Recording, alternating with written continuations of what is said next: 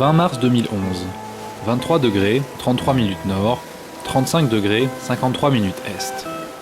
Après avoir traversé le canal de Suez, Fleur de Passion a rejoint le soleil de la mer Rouge, où l'expédition Changing Oceans effectuera la majorité de ses missions en 2011. Au grand bonheur de l'équipage, nous sommes accueillis par un groupe de dauphins joueurs, flirtant avec l'étrave de notre voilier.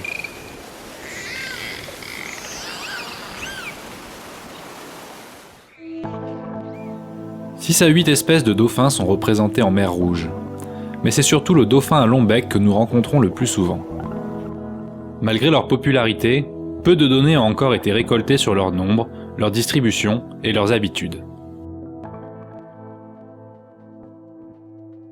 Chaque année, les dauphins constituent une attraction majeure pour les touristes de la mer Rouge. Au large d'Hurghada, sur certains sites de repos, de reproduction et d'éducation pour une centaine de dauphins, on pouvait parfois compter jusqu'à 30 bateaux et plusieurs centaines de touristes, atteignant ainsi une situation insupportable.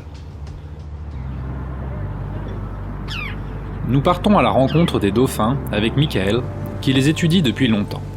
Il a pu constater que le tourisme, et notamment les excursions pour observer les dauphins, avaient un impact important sur leurs habitudes et leur vie sociale. Beaucoup d'agences du tourisme ont commencé à vendre des voyages pour observer les dauphins.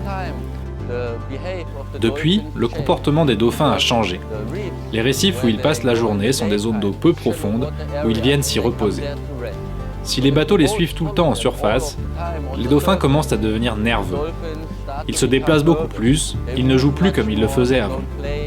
Il est donc très difficile d'observer un comportement naturel.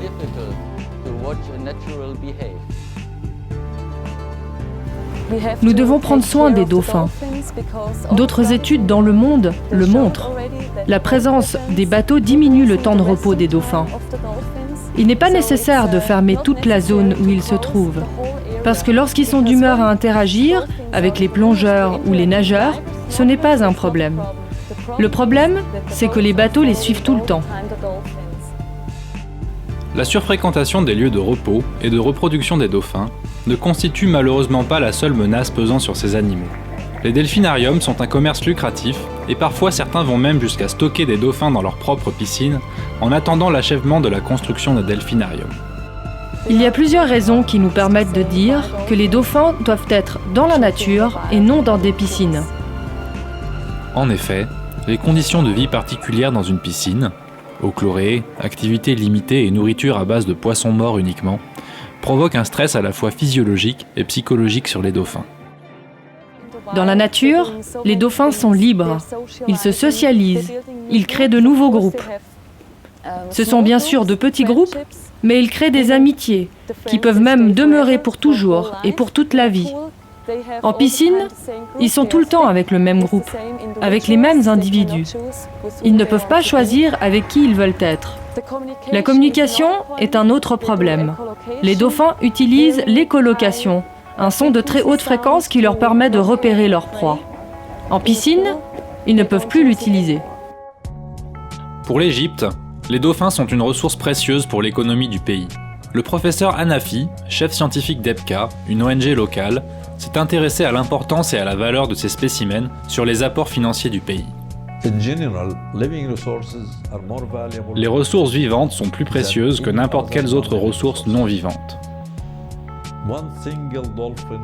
Si nous estimons la valeur d'un dauphin à Samadai, par exemple, d'un seul dauphin, en termes de revenus directs, à savoir combien d'argent rapporte ce dauphin sur une année aux agences de tourisme pour que les visiteurs puissent aller le voir. Un dauphin à Samadai rapporte environ 91 000 $ chaque année. Sachant qu'un dauphin vit en moyenne 25 ans, sa valeur est simplement énorme.